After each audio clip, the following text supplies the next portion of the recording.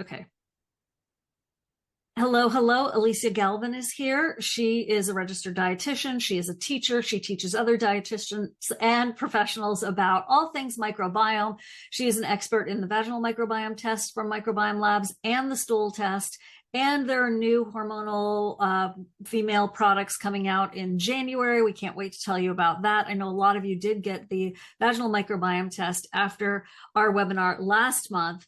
And I'm sure it was very revealing. And I'm so glad you're getting this data so you can share it with your practitioners and also make some really smart decisions. My name's Shivan Sarna. It's great to have you here. And the platform that I started in 2016 now, yikes, is Chronic Condition Rescue, because I had so much stuff wrong with me. Ended up that I was working in a moldy building for 24 years. So that was that.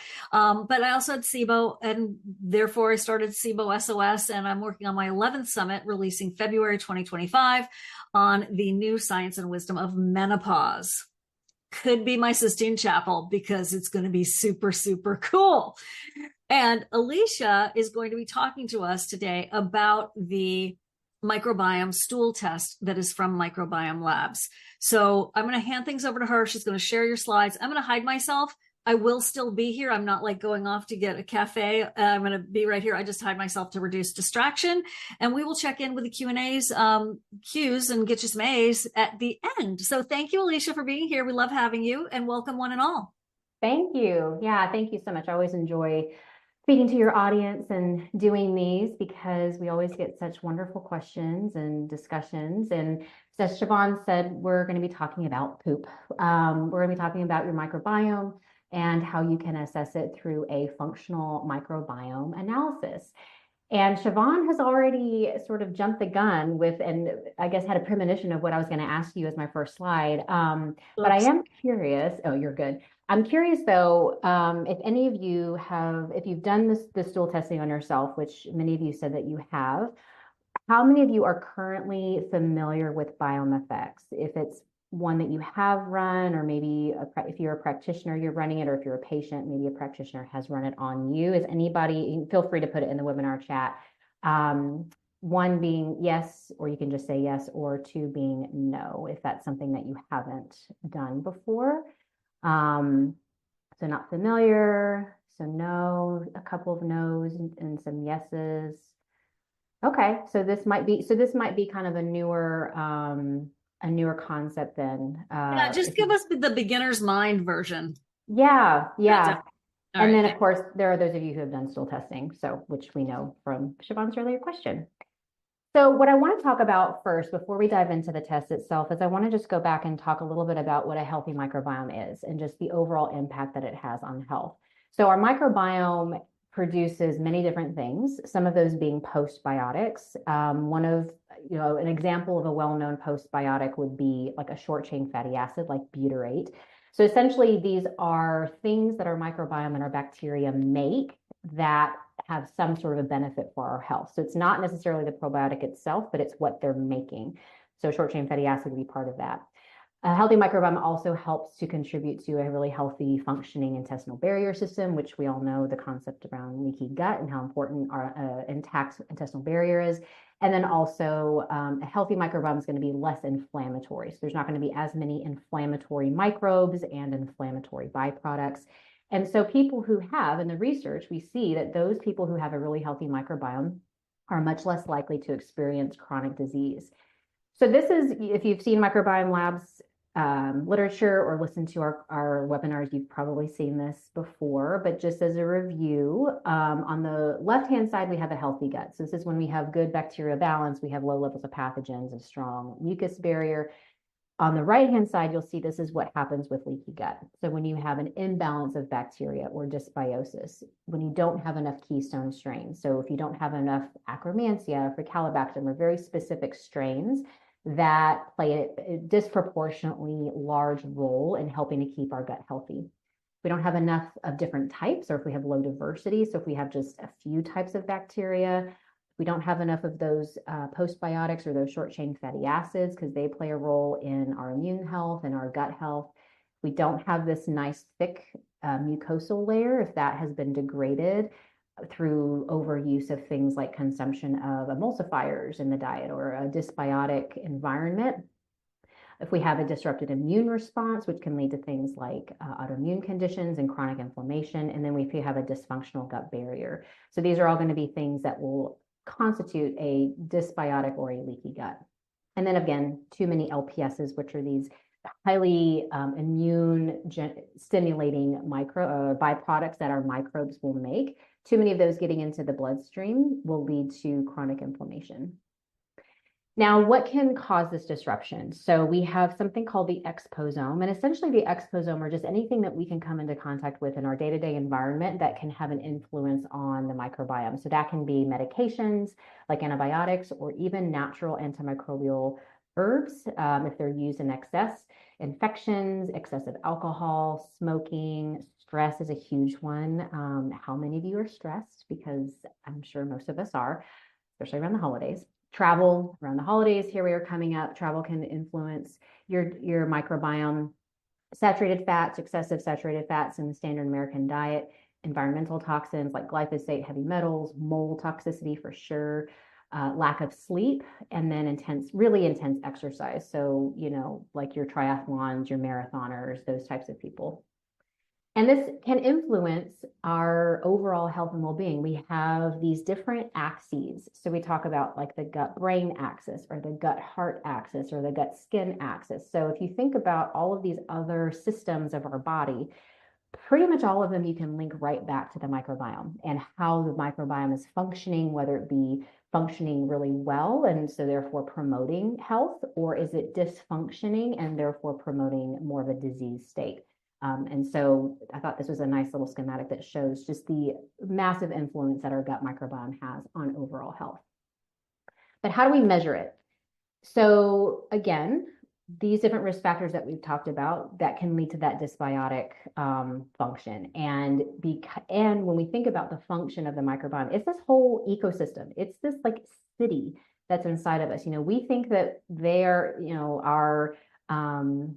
they're not really passengers. They are really driving this bus. They are the drivers of our health. And so because they are functioning through different mechanisms. And when we have an imbalance of those players, we're going to have an imbalance in the way that it functions. And so this is why we talk about a functional microbiome analysis, because we want to see not only who is there, but what are they doing? How are they playing? How efficiently are they playing?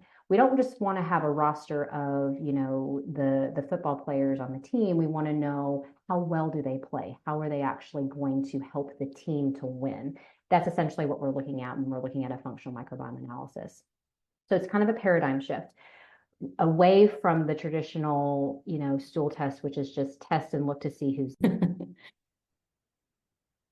And so here we have just the differences between a functional microbiome analysis versus traditional testing. So a traditional stool test is just going to essentially test to diagnose a condition. Who do we need to eliminate? What types of medications or prescriptions do we need to implement, whether it be natural or pharmaceutical? Versus a functional microbiome analysis is going to be looking at the overall resiliency, the overall functioning, the patterns. Who do we need to support through various diet and lifestyle and supplement protocols? So it's going to give us a much broader sense of what's going on. How do we need to coach the system? If we're thinking about, the football analogy, how do we need to coach? Not just how do we need, what players do we need to take out of the team? Because that might not fix the problem. They're really two different tests. So again, how do we differentiate? It's focusing on the functions. So there's different functions, and these are all included with our BiomeFx test. So we're going to look at ammonia production, which could influence liver and detoxification efficiency. Hydrogen sulfide, many of you probably have heard about hydrogen sulfide through SIBO discussions. And so is there a lot of hydrogen sulfide production? Estrobolome, so estrogen balance. Shivan was mentioning about, the vaginal health and hormone function. Our gut plays a huge role in that. So what are they doing in terms of estrogen balance?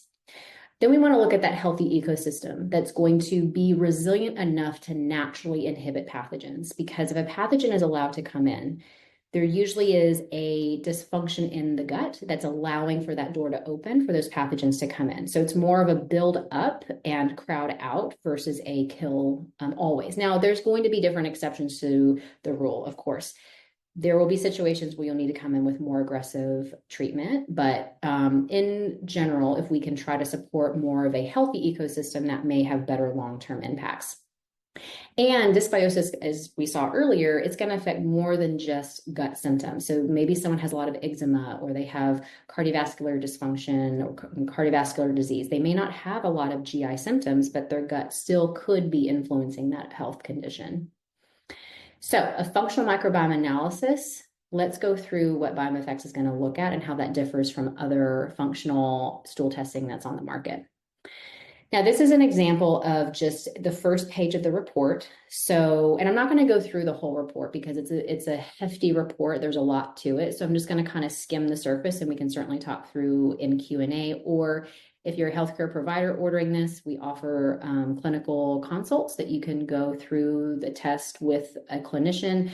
And if you're a patient, you can talk about this with your provider and see if they've been trained in interpreting the test, and they can be supported as well. So we're looking at who is in the gut.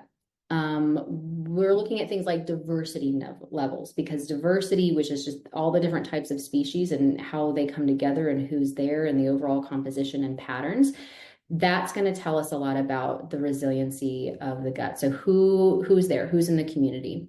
The resistome and pathogen control index, again, is going to look at how do pathogens play a role? How are these sort of negative bacteria that we really don't want to have a huge amount of in there? How resilient or how well can our microbiome keep those at bay on its own without the support of any type of pharmaceutical or natural antimicrobial?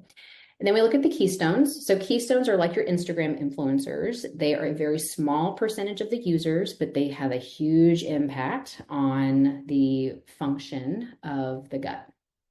How rich is the community? And then also, what are they doing there? Function. So this is what's unique about BiomeFx because of the type of technology that we use, and I'll go through that in just a second. But it's going to tell us what are they doing. So who's there? How are they playing?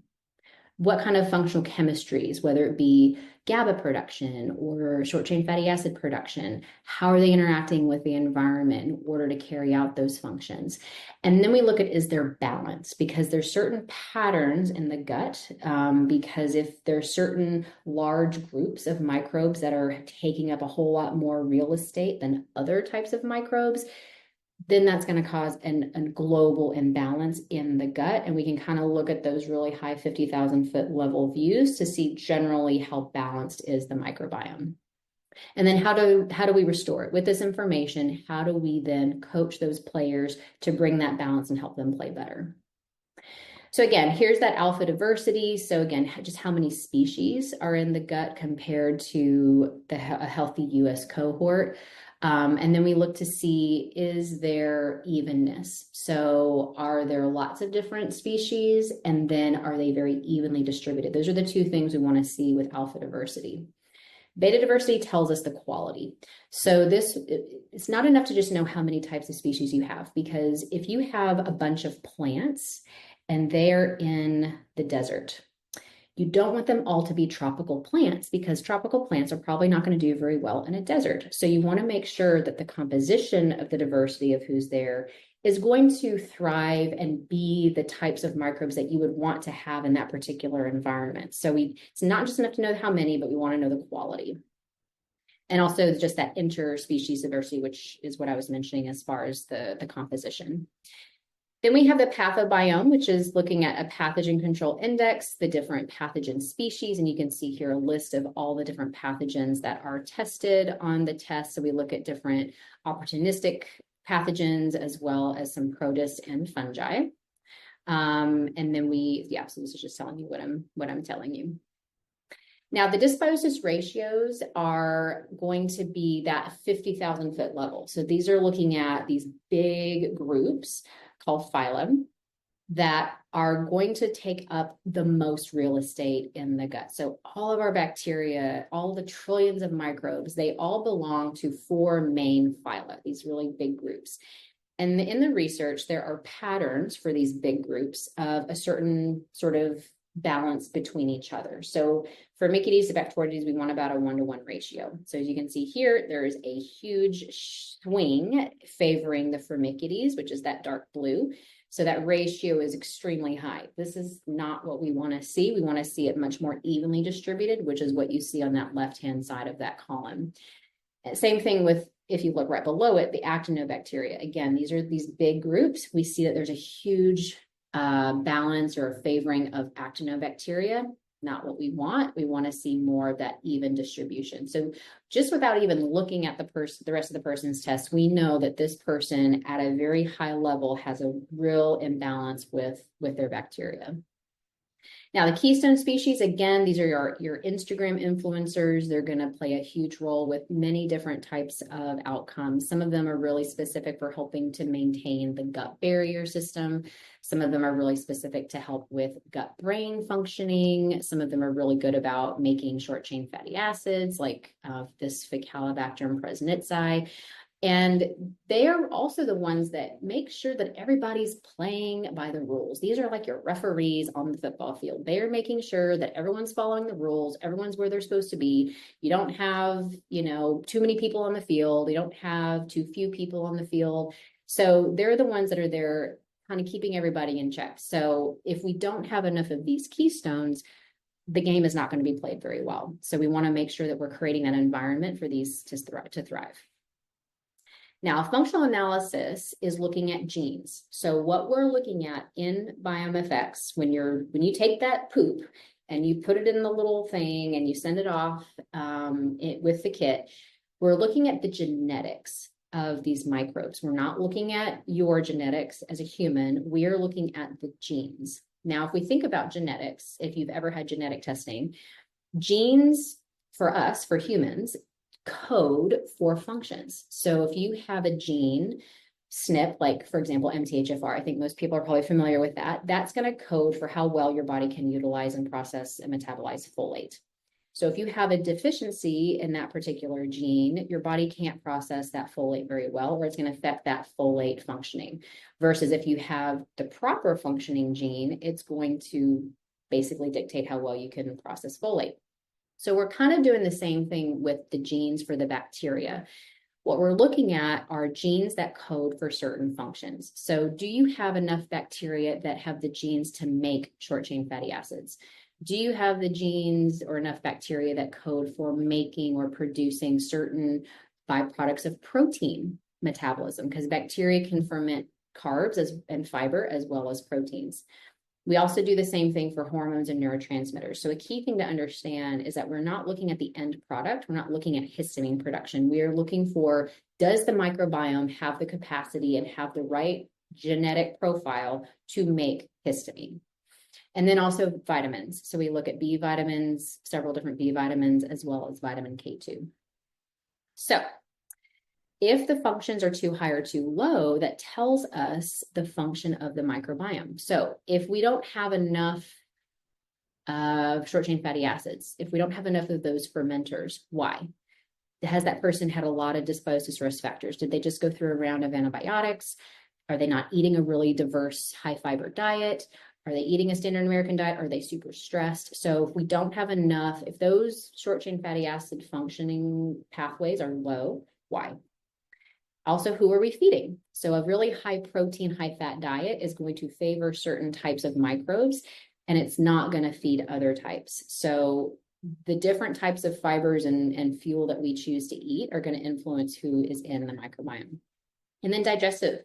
So any of you who have had SIBO or have struggled with SIBO, we know that one of those things that can lead to the development of SIBO is having insufficient stomach acid, insufficient digestive enzyme production, insufficient bile flow. And so if there are those insufficiencies, that's going to also trickle down beyond the small intestine and into the colon. We can see patterns of insufficient digestion in the colon through our microbiome analysis that might give clues to, you know what, these are patterns and these are microbes that are not getting neutralized further up the digestive tract. We need to be thinking about what's happening in the stomach, what's happening with the pancreas and with the gallbladder. So we can see some patterns because those will influence the functions of these microbes. So again, this is just an example of what the saccharolytic fermentation would look like. The little green area here, that's optimal. So we have an optimal range of where we want somebody to be falling with enough microbes that are going to code for that function.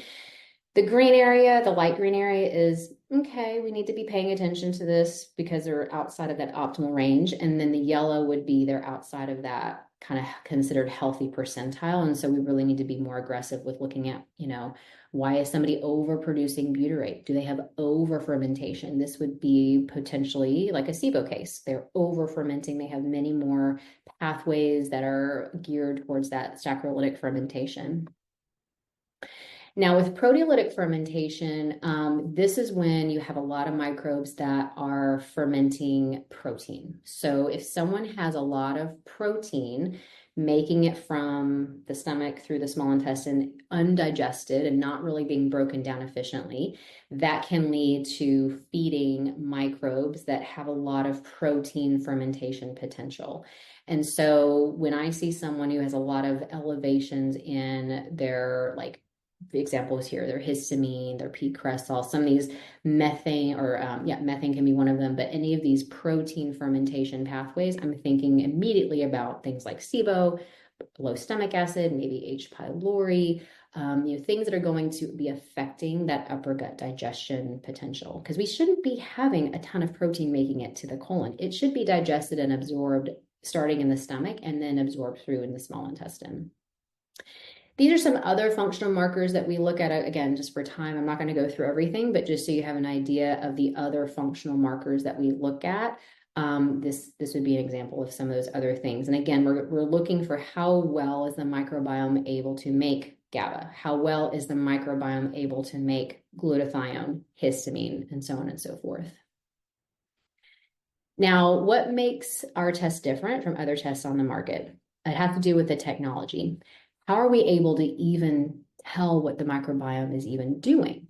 That has to do with something called whole genome sequencing. Now, traditional other functional stool tests that are on the market that are used by a lot of functional providers, they use a technology that's been around for 40 years, which is about as long as cell phones. And I don't know how many of you still have a flip cell phone, like the little Nokia, T-Mobile, I don't know, the original ones. We don't have those cell phones anymore because technology has advanced to better technology. So 16S is the original technology that was used 40 years ago. And essentially what it's doing is it's looking at one gene in the bacteria, but it's not even looking at the whole gene. It's looking at just one little part of that one gene. So here you can see that there are 9, if you see 1, 2, 3, 4, 5, all the way up to 9. They have these 9 variable regions of this gene.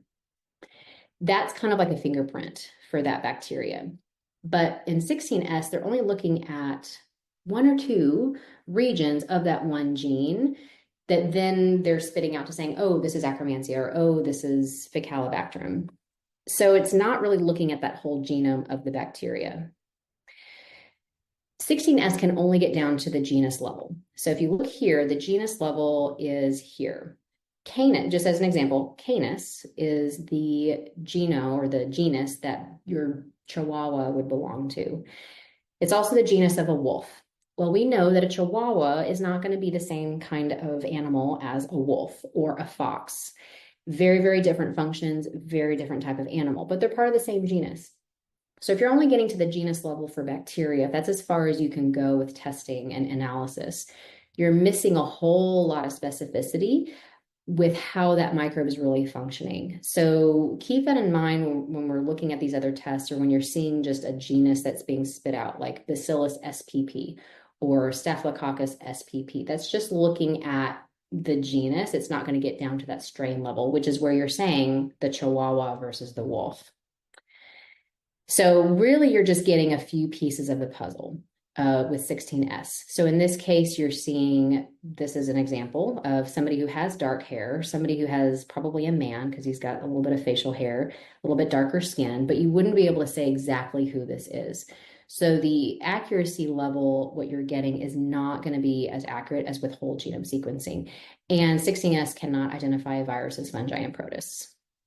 So if we look here, whole genome sequencing, which is what BiomeFx is using, they're looking at this entire genome. They're looking at the entire circle. 16S is looking at this one little red strip, and it's only looking at a part of that little red strip. So you're not able to get to that accuracy level to really know. They're essentially kind of guessing based on the pieces of information that they have. They're magnifying it and saying, well, this kind of looks like this particular microbe, so we're going to report it as being such. So whole genome sequencing is end-to-end sequencing of the DNA. We're getting that complete puzzle. So instead of just saying, oh, he has dark hair, oh, he has kind of darker skin, and he has some facial hair, we can say, oh, this is Cron, which I'm sure many of you know who Cron is if you've been listening to Shivan for a while. So it's going to be identifying that species and strain. We know that it's not just a man with dark hair and dark skin. We know that it is Cron Krishnan. So when would you maybe consider using this?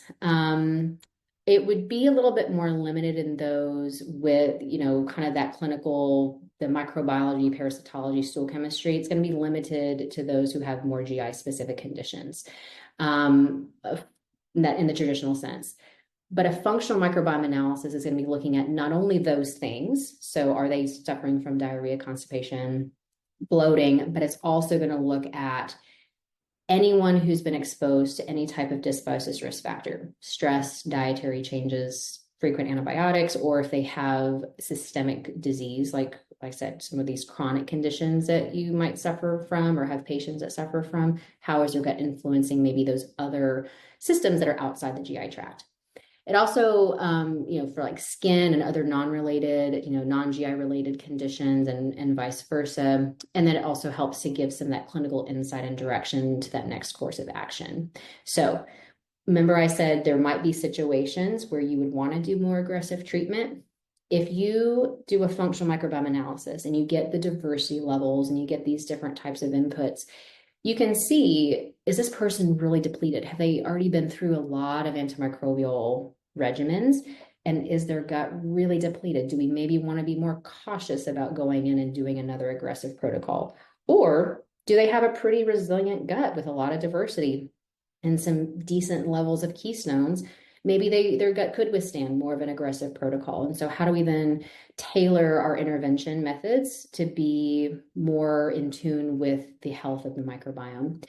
And then are there any additional tests needed? So do we need to do hormone testing? Should we do an organic acids test? Should we maybe test for SIBO if we're seeing a lot of those upper gut digestive insufficiency patterns? So it may inform if another test needs to be used.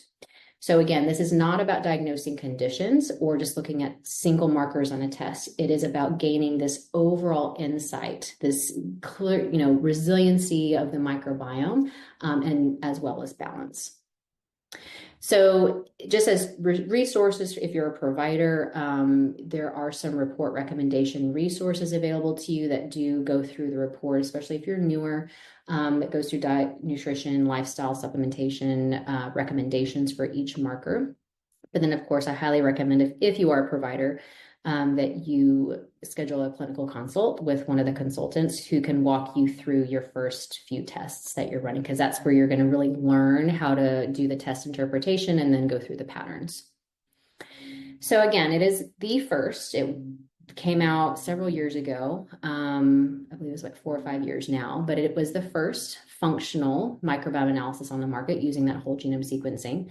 We have a very healthy, robust sample population. So our reference measures are coming from I think we're over 7,000 references for the healthy reference range. And we're using reads from like the American Gut Project and the Human Microbiome Project that are very standardized and represent several different nationalities as well as gender and age. It's a very simple stool collection and return. And we do position ourselves as microbiome labs as one of those leaders in supporting the microbiome through education and different resources to help guide you through that interpretation. And it's very actionable. They're very specific, these foods, these supplements, these lifestyle recommendations can be implemented. Of course, as a clinician, and you'd want to talk with your clinician about, are these appropriate for you specifically, but it at least gives you that starting point. And it's research-based. We have a clinically validated supplement protocol through things like Megaspore and our other supplements that have that research on that finished product. And with that, I know that was pretty quick, but I wanted to make sure we got in on the time. But I'm happy to do Q&A. That was great. Thank you so much. Let's put some love into the chat for Alicia. That was beautiful. Very thorough and very helpful, very helpful. And we do have lots of questions, and we do also have a coupon for you if you would like to get 15% off. It's in the chat right now, and it is use coupon code NOBLOAT15 at checkout to save the 15%. But you do have to register for an account, and let me just make sure I have the right link here. Copy link. There you go. And that will allow you to actually, I think that's right. Let's confirm. Let's confirm. That's the wrong one. Hello, stand by. Hello, hold on. Ha ha ha. Let's get some questions going while I figure stuff out. Is it covered by insurance or Medicare? No, it is not covered, but most, I won't say most. There are some functional stool testing companies who do that, but there's some risk to that, and we just don't work with insurance because it's not diagnostic. So, yeah. Okay. You know what? You go here. Ignore that. I'm going to get rid of that last thing. Delete. And now I'm going to go to the link. It's right here. Stand by. Zoom, share screen. So the link that's in the chat will just take you here. And it already has the direct to patient code, which is SIBO SOS. And then if you use NOBLOAT15, you will be able to get the 15% off. Okay.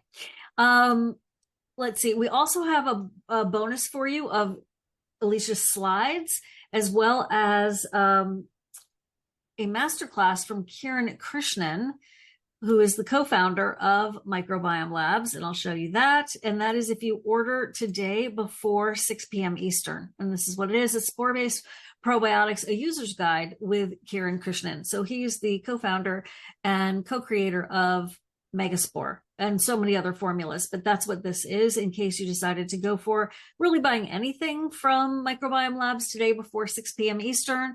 That's just for those of you showing up live. So I appreciate it. And if you're watching the recording, you can still get the 15% off the stool test. So it's just some bonuses for those of you who decide to show up live and want to make a move before 6 p.m. Eastern today. And that is December 17th to 2024. Okay. Can it be done for Australian residents? Unfortunately not. Right now, we're just in the US and Canada. Okay, so do you ship to Canada? Mm-hmm. Clara wants to know. Yes, you do. That's awesome. Okay. And then a question is about, I did a stool test 3 years ago. Mm-hmm. Is it still valid? Probably not. Yeah. Your so it's interesting because, you've probably heard the thing that your microbiome can change pretty quickly, within 3 days. And that is true at a superficial level. So you can make some changes if you've been eating standard American and you start eating, a whole foods diet, within 3 days, you will see some shifts in the microbiome. But to make those really core, deeper changes, what I was talking about, like those 50,000 foot views of really that overall imbalance or shifts, that's going to take much more consistent long-term work to see those changes. And so we usually recommend not testing this any sooner than about 6 months, because you want to make sure that you've had enough time to make those deeper level shifts and not just some superficial changes with a few species. So I just want to put a little caveat on the idea that yes, you can change it quickly, but it takes longer to change. Now, 3 years, I would say you've probably had a lot of different factors come into your life, whether it be diet or lifestyle or stressors that are going to make some of those bigger shifts. And so I would say if you're wanting to go through and have an updated protocol for yourself, you'd probably want to think about retesting. And what are examples of emulsifiers that hurt the gut lining? So carrageenan would be a big one. So think about found in soy milk often. Yeah. So like if you're doing a bunch of non-dairy milks, or you'll find them in things like yogurts and cheeses, and it's going to be those types of emulsifiers that so any of the gums, the carragenans, those are going to be problematic. Are you comfortable saying, if you guys, I don't really want you to answer this because it's a little uncomfortable, but how do your tests differ from others like GI Map? I think you should just go to GI Map, everybody, and look and see what they do, and then look at BiomeFx and listen to what she was just talking about, and you can make that comparison. I like GI Map too. A lot of people do. So we're not disparaging anybody. And I know you're not saying that either by asking. It's a great question, but I just would rather have us talk about what you're an expert in, right? Okay. So let's say they take a test, we get the results. Those results are going to be sent to you. So in other circumstances, they would be sent to your practitioner, but because of my special relationship with Microbiome Labs, they will be sent directly to you. And then what are the steps involved in the test itself? Edith wants to know, and maybe this is a good time to give us the hack. So go ahead and tell us what the steps are. Well, I would love to hear your hack, Shivan. Okay, so right. So it's kind of gross, right? Collecting your poop. So there are different techniques. They actually sell stuff on Amazon that's like a little hammock that you put in the toilet and you can poop in it. Hilarious when you get a stool test and they give you the like food from the fairs, and like it's like you have a hot dog. I didn't want to say that. And it's like a red and white gingham piece of flimsy cardboard and a glove. I mean, it's just horrible. So anyway, I tried, then I had I don't know if they're called like a hat. If you ever had like a pee test in the hospital, it's kind of looks like a bedpan that you put underneath the toilet seat. This is such a great conversation. Thank you so much. And that's actually a pretty good system because it's firm, it's plastic.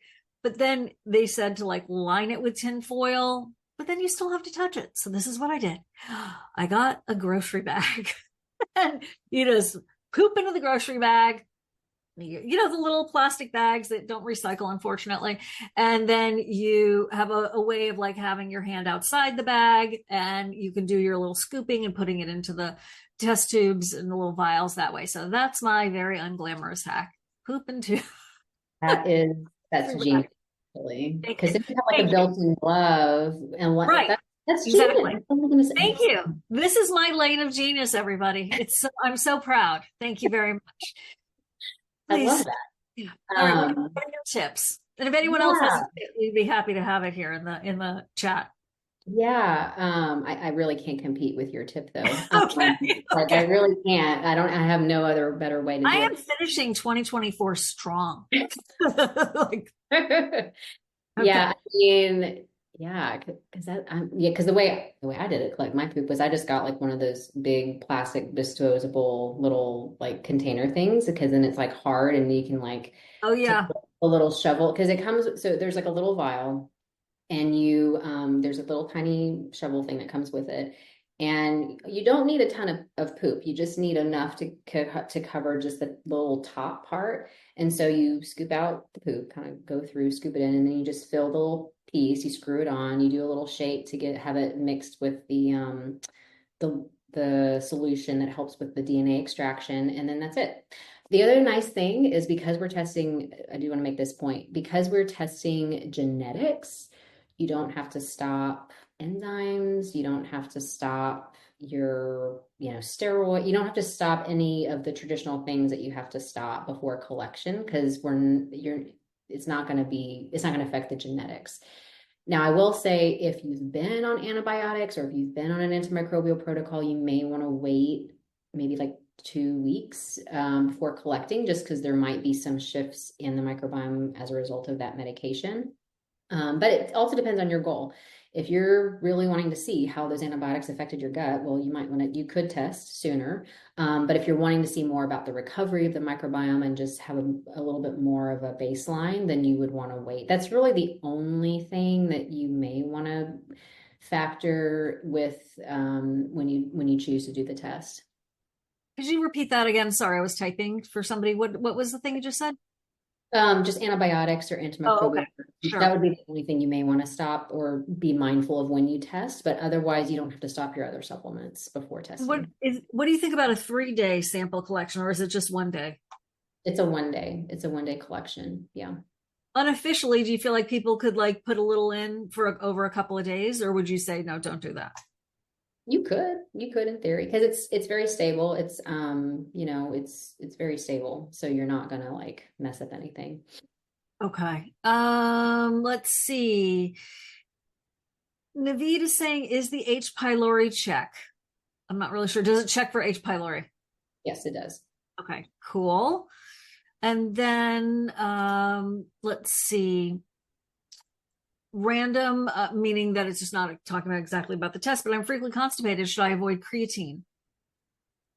Oh, just generally, should you avoid That's creatine? the general question. Yeah. Hey, Beth. Probably. I mean, I would wonder why you're constipated, but yeah, I would probably avoid creatine. Okay.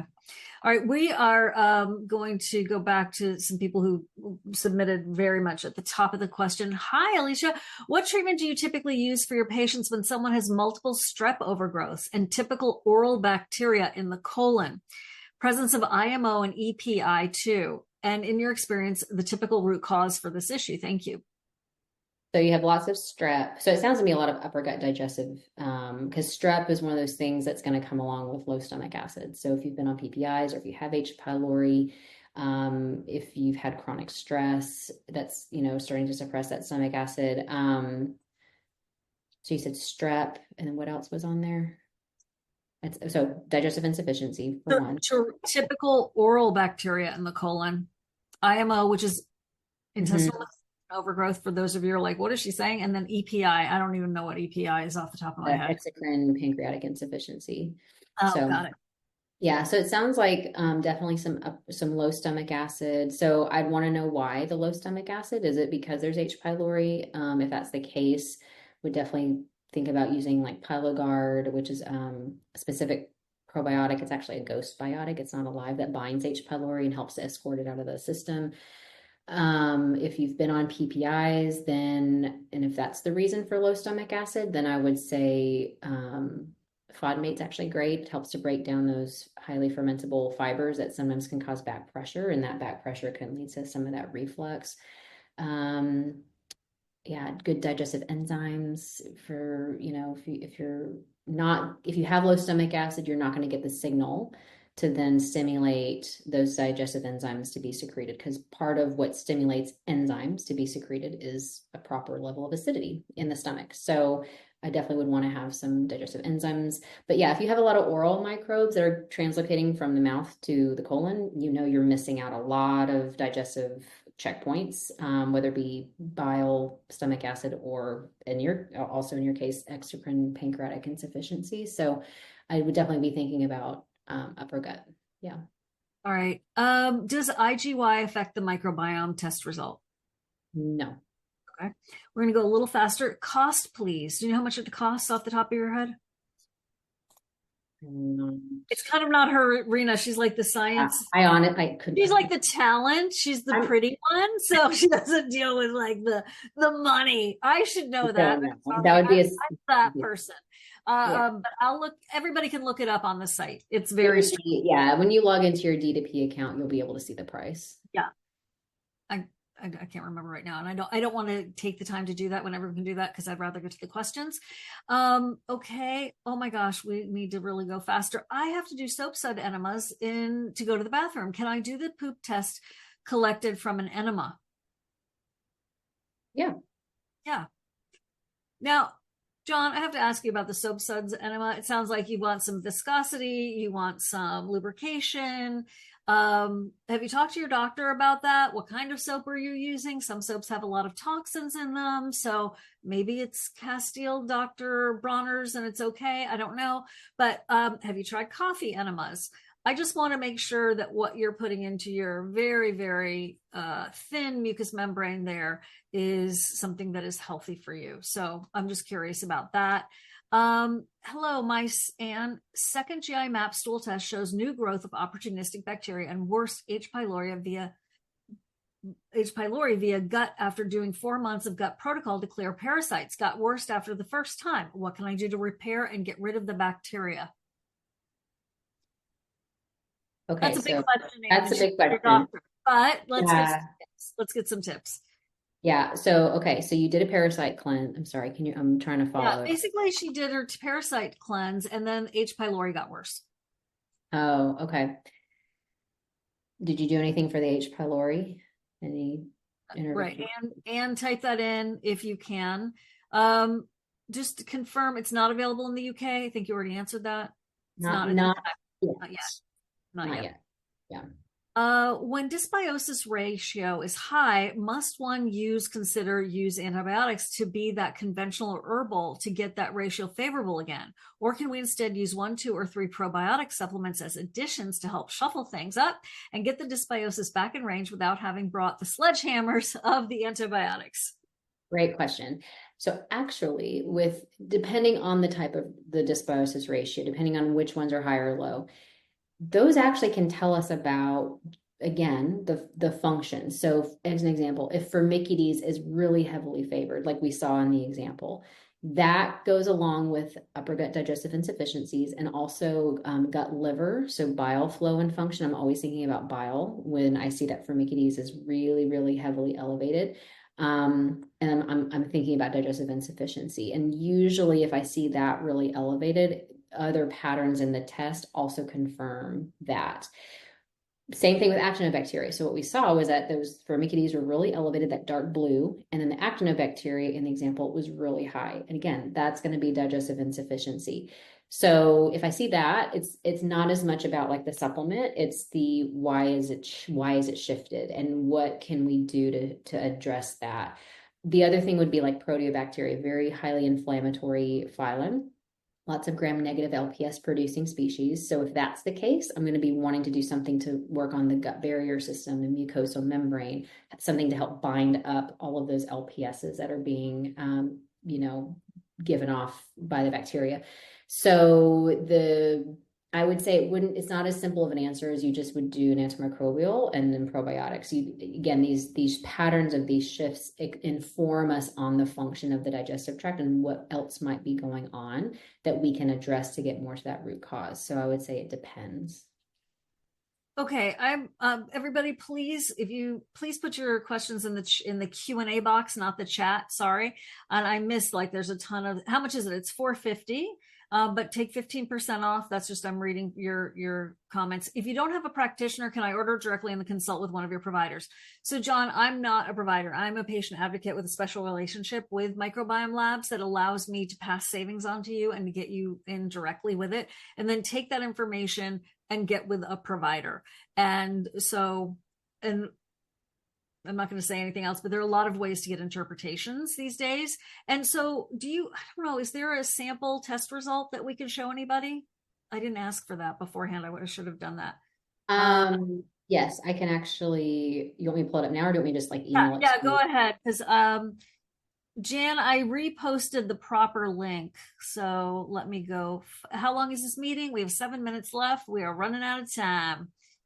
And some people said, like, put cotton in your nose so you don't have to smell it. Great idea. I use a face mask because I'm like super weird. And I line an empty tissue box with wax paper that extends over the sides and staple in place. Leah, that is very creative.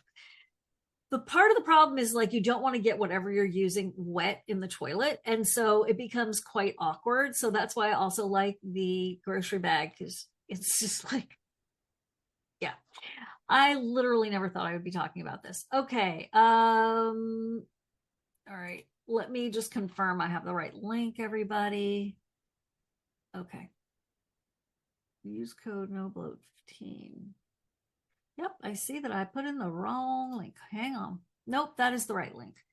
So I'm just going to literally grab it again and put it in there. Thanks for being here. Okay, here is the link, and it's auto-populated with SIBO SOS, which allows you to order directly from the lab. And then if you want the 15% coupon, you use bloat 15 as the coupon code. Okay, go ahead. And this is a sample test result. So you're going to get a lot of information. I always suggest, speaking to a provider, but here's a great way to start. And isn't it nice that you're going to be able to walk into that conversation with the test result in hand and maybe even load it into their portal before you even show up, so they could have ideally looked at it before the appointment? That's going to save you a lot of time, energy, and money. Okay. Mm-hmm. Go ahead. I'll stop talking. No, you're fine. So yeah, so just kind of, and there are some descriptions. So if you are, because no, you wouldn't be able to consult with one of our providers, but if you do take it to your doctor, and if your doctor's is, open to learning about this, there is information that's written in each of these categories. So it gives a little short description of what it is. And so we talked about the alpha beta diversity. These are the pathogens that are looked at. These are the ratios we were discussing. So that 50,000 foot view to see what generally in like at a higher level, what's going on with the gut. These are your keystones, your Instagram influencers. So we look at things like, Akkermansia as well. And then these are these are the functions. So then we get to that functional analysis. So the first part of the report is kind of the who's there. And then the second part of the report is the what are they doing? So this is where we have the saccharolytic with those short chain fatty acids. We looked at lactate production, which plays a role in the pH of your gut, protein fermentation and all the different protein fermentation byproducts. Ammonia, hydrogen sulfide. We look at methane, which I will say, actually, I've had many people who they do a SIBO test, a breath test, and or we've seen methane in their stool. We do a SIBO breath test, and they show up with methane in their small intestine as well. GABA production, glutathione, histamine, indoles. So these are just all the estrobolome. So this is going to be your hormone related function for the microbiome. Look at B2, B5, B6, vitamin K2, thiamine, folate, B12. And then this starts getting into like more nitty gritty, and I wouldn't, just if you're newer, I wouldn't spend so much time on like the phylum and families, but if you have a provider who has run this test a lot, or if you're a practitioner and you're doing a consultation with one of our clinical consultants, the family level informs and usually will inform and confirm patterns that you've seen earlier in the test. So it can look like Greek at the beginning. I do not recommend that for your first report you get too bogged down with at the family level, but it is there because there are certain families that can give a little bit more information, but I would say focus on the upper part of the test. And then this is our fingerprint section. So this is sort of the what's unique to you. These are families that really shouldn't be in super high abundance, but it's interesting because there's some in here that are like aquatic organisms. And when I've done consults, I've asked people, do you drink well water, or do you live near a lake, or do you have a boat?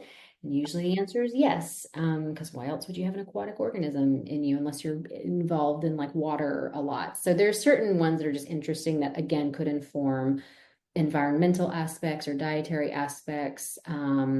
So anyway, just that's what that's the sample report. So I know that was kind of quick, but again, for time, I know we only have 2 minutes. So okay, her comments on the following, please. I've been told that gut microbiome tests are not reliable in the sense that the same company processes a different stool sample from the same person later the day of collection or the next, the results of which strains and species are high or low vary a fair amount. To what extent is this true? Is that because we vary? No. So what's interesting is that is true. That is true. And I'm not going to name names or say anything, but there was somebody who did split sample testing with all different types of functional stool tests on the market.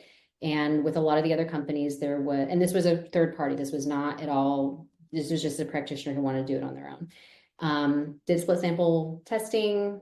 Those other tests look totally different. Like you would do completely different clinical interventions depending on the test you were looking at.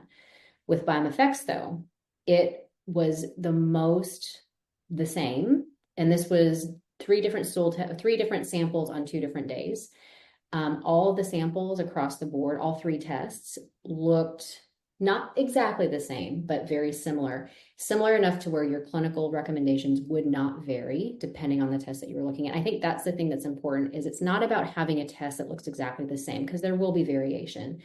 But you want to have a test that looks similar enough that it's not going to change what the provider is going to recommend as a clinical intervention. So that's what I would say about that. Okay. Leah's saying it's the only test that has helped her. And thanks, Leah, for that feedback. Do you offer videos on YouTube where you can go through a sample report and explain how to take actions on the results? I do think we We do have a YouTube. I don't know that it's patient facing. I'd have to ask on that to see what types of videos we could do for patient facing. I'm assuming this is a patient who's asking. For providers, we have a ton of resources with videos and interpretation help and that type of thing. So it would just depend on what could be shared. Who somebody's having a hard time ordering, who can they reach out to? I always ask this because I never can remember. Yeah, you can reach out to our customer service, that CSS team at gomegaspore.com. That's our MBL customer service. CSS team, like customer service support team at at gomegaspore.com. gomegaspore.com. There you go. CSS team at gomegaspore.com. Also, if you do decide to purchase, or if you've already purchased by 6 p.m. tonight, please send us your proof of purchase for anything from Microbiome Labs that you're ordering with my link today. Not like something you ordered last week, rando, but today. And then we will send you the bonuses, which are Alicia's slides, as well as that spore-based probiotic primer, like Spore-Based Probiotics 101 from Kiran Krishnan. But you have to email us at info@sibosos.com. I just put it in the chat, and please do that tonight. By like 7, get order by 6. Please send us the proof of purchase by 7 because it's a big lift for my team. I appreciate that. Estrogen recycling on the report. You'd like more information about that, Leah. Have you already discussed the estrogen recycling? Mine is high. Does that mean my bugs are causing the recycling? Yes. So if you have a high estrobolome, that means that you have a lot of these microbes that are going to clip off that estrogen as it's supposed to be going and eliminated. It's going to clip it off and allow it to be recycled back. So if you have a high estrobolome, yes, you could be recycling that estrogen. Well, I've got 2 more questions. I'm so sorry we weren't able to get to everybody. I do hustle for this. How long is the 15% available? We'll definitely make it through the end of the year. Definitely, but the bonuses are good for tonight by 6 Eastern time, but so that's like about 3 hours, but definitely through December 31st. Enemas and colonics, can doing even one of either of these really shift the microbiome? To what extent? What about the clean out stuff they give you before a colonoscopy? How long should one wait before running the test for max accuracy? Awesome question. So clean outs, colonics, colonoscopy preps shift the microbiome anywhere between, I've seen in literature, 2 weeks to 4 weeks. So if you've had a colonoscopy or if you've done something along those lines, I would say probably wait about a month before doing the stool test. Okay. And S. Engel, I actually was going to ask you this one question. Last stool test that I have no exocrine pancreatic enzymes. Does that mean I'm not making them, or they don't reach my colon? Does my stomach acid stimulate production? I have no symptoms and have normal values of fat soluble nutrients. So I'm assuming if you've done a test that looks at elastase, that's usually the marker that's done in the stool to assess for how efficient is your pancreas making enzymes. Elastase can be influenced. It's not going to be diagnostic for EPI. And again, I don't know your health history, so I don't know if you really have been diagnosed with EPI or not. But if you're using elastase, you would want to follow that up with an actual test with a doctor to assess your pancreatic enzymes. Because elastase, there could be some changes depending on your stool consistency. So if you have looser stool or diarrhea, it actually will decrease that elastase pretty significantly. So it has more to do with the stool consistency and the ability to process that marker than it does with the actual function of the pancreas. So I just wanted to mention that with that marker. Okay. I have to go. I'm so sorry. Thank you so much, Alicia. Great job. Sorry, everybody. Usually I like to get to 0 in terms of questions. We did answer 50. That's what it says. Is that possible? Well, anyway, we answered a ton. Thank you so much. Thank you all so much for coming. And thank you so much. What a beautiful job. Read more about it on the site, make your decision. And then once you get it at home, you're going to look at that box and you're going to be like, ooh, I don't want to do it. But if you don't do it, you won't get the results. And you want to definitely do it, because once you get that data, it is very empowering and you can make a lot of decisions from there. So I wish you all the best of health. I don't think I have another webinar before the end of the year. I don't. So merry and happy. And we will see you. We have lots of wonderful things planned in 2025. And we just really appreciate you. Thank you, everybody. Big hugs. So much. Have a happy holiday, everyone. Thank you. Bye.